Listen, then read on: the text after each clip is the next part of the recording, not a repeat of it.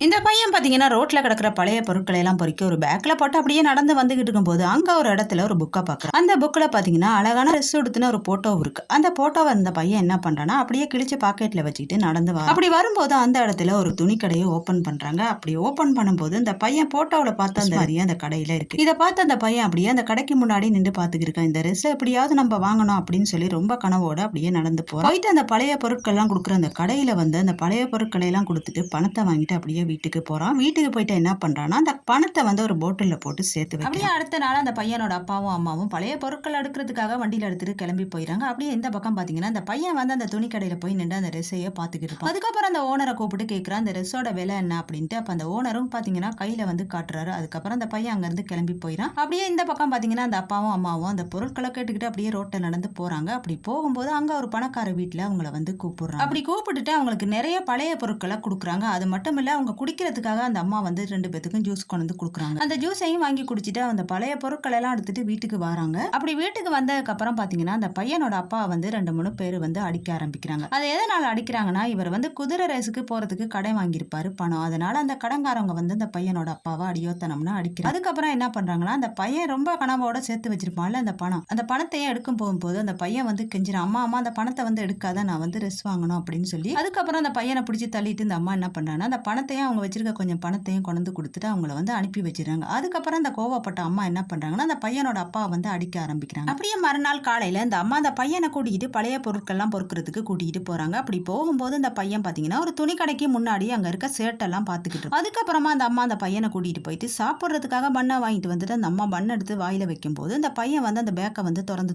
பார்த்துக்கிட்டு இருப்பான். அப்ப அந்த அம்மா கேட்பாங்க, நீ இந்த பையக்குள்ள என்ன வச்சிருக்க அப்படின்னு சொல்லிட்டு அந்த பையன் வாங்கி பார்க்கும்போது பாத்தீங்கன்னா, அந்த பையன் அந்த துணி கடையில இருந்து அந்த சேட்டை வந்து திருடி இருப்பான். அதுக்கப்புறம் அந்த கோவப்பட்ட அம்மா என்ன பண்ணுவாங்களா, அந்த பையனையும் கூட்டிகிட்டு அந்த சேட்டையும் எடுத்துட்டு அந்த துணி கடைக்கு ஓடி வராங்க. அப்படி வந்து சொல்றாங்க, என்னோட பையன் உங்க கடையில இருக்க சேட்டை திருடிட்டான், என்னோட பையனை மன்னிச்சுக்கங்க அப்படின்னு சொல்லி கையெடுத்து கும்பிட்டுட்டு அந்த சேட்டை வந்து கொடுத்துட்டு அங்க இருந்து கிளம்பி போறாங்க. அப்படி வீட்டுக்கு வந்த அந்த அம்மா அந்த பழைய பொருள் எல்லாம் கொட்டி பார்த்துக்கிட்டு இருக்கும்போது பாத்தீங்கன்னா, பணக்கார வீட்டுல கொடுத்த அந்த பழைய பொருட்கள்ல ஒரு பேஸ் இருக்கும். அந்த பேசுக்குள்ள பாத்தீங்கன்னா ஒரு செயின் இருக்கும். அந்த செயின் எடுத்துட்டு அந்த வீட்டுக்கு வராங்க. நீங்க வந்து அன்னைக்கு பழைய பொருள் எல்லாம் கொடுத்துருந்தீங்க தானே, அதுல வந்து இந்த செயின் இருந்து இது உங்களுடையான்னு பாருங்க அப்படின்னு சொல்லும்போது அந்த அம்மாவும் ஆமா இது என்னோட செயின் தான் அப்படின்னு சொல்றாங்க. அதுக்கப்புறம் அந்த அம்மாவை அங்க உட்கார வச்சுட்டு அந்த அம்மா வந்து உள்ள போறாங்க. உள்ள போயிட்டு என்ன பண்றாங்கன்னா, கொஞ்சம் பணத்தை எடுத்துக்கொண்டு வந்து அந்த அம்மா கையில கொடுக்குறாங்க. அதுக்கப்புறம் அந்த அம்மா அந்த பணத்தை எடுத்துட்டு வந்து என்ன பண்றாங்கன்னா, அந்த பையனுக்கு பிடிச்ச சேட்டெல்லாம் எடுத்துக்கொண்டு வந்து கொடுக்குறாங்க. அந்த பையனை ரொம்ப சந்தோஷமா அந்த சேட்டெல்லாம் வாங்கி சந்தோஷமா உடுத்துறான்.